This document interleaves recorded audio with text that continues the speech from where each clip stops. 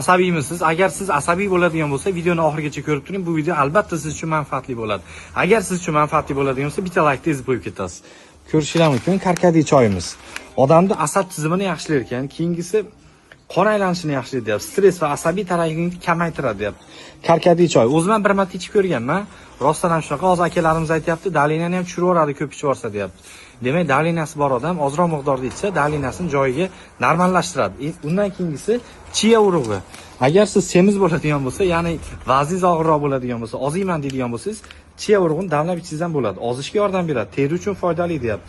Suyaklar mustahkamligi, fiberga, tolaga juda boy, oqsilga boy deyapti. Teri va soch sog'ligiga foydali. Sog'lom yurak deyapti. Mana. Qayerga keldingiz Abdurahmon deydigan bo'lsanglar, Namanganga kelganman, klientimizga o'zimiz paketlardan chiqarib berdik mana. Mahsulotlarni qadoqlagani ko'rishinglar mumkin. Mana har xildagilarni qadoqlab qo'yishadi, keyin ustiga qog'ozlarni yopishtirib qo'ysa bo'laveradi. Bularda asosan xuddi shunaqa ziravorlar bor ekan.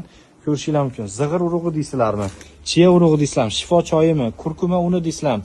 Rozmarin bargi deysizlarmi? Xili shetda ekan o'zi ham. Ko'raverib, ko'rmaganlar ham ko'p ekan bu yerda. Keyingisi mo'ndaqa sirkalargacha bor ekan. Zaytun yog'igacha ko'rishinglar mumkin. Endi bu narsaga ko'proq ish tushadigan odam mendan yaxshiroq biladi. Men ko'rsatib qo'yaman. Sizlarga manfaatli bo'ladigan bo'lsa, egalari nomerini pastdan qo'yib qo'yaman. Ko'rishinglar mumkin. Assortimentni xili shetda ekan o'zi ham. Umringlarda ko'rmagan narsalar shetda ko'rasizlar ekan. Keyin bularda urug'largacha bor ekan. Ya'ni qanaqa urug' deydigan bo'lsanglar, ko'kat bilan, pomidor bilan, bodring bilanmi, hammasini yerga sepib ekiladigan narsalarni hammasini urug'i shetda ekan. No'xatdan tortib mana moshgacha bor ekan. Ko'ringlar buni xilini. Eng qizig'i bu joy optim joy ekan. Xohlasangiz donaga beradi.